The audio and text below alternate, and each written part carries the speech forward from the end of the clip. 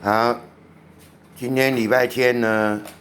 可爱的托拉礼拜五就毕业了啊。那请爸爸事先准备有关定点厕所的这个器具啊。那他很稳定呢，会去厕所尿尿。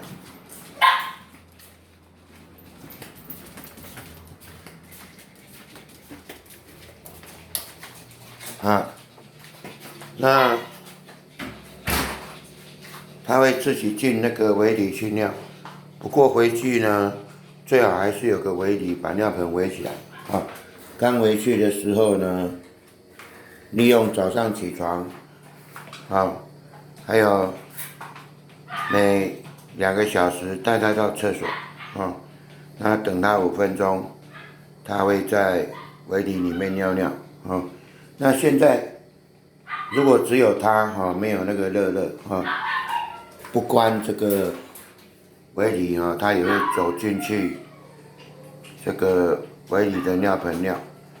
所以呢，回去要巩固这个习惯而不要尿在厕所其他的地方的话呢，就还是要准备这个围里啊。然后呢，他大便很不规律，所以呢，经常大便在那个训练笼的尿盆会踩到，而且他最近发情他厕所刚刚尿完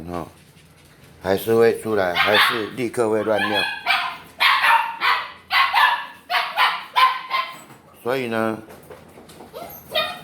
回去呢最好有这个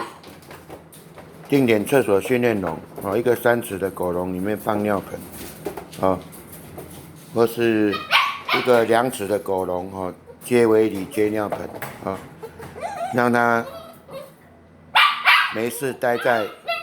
围里里面2个小时带它去1次厕所那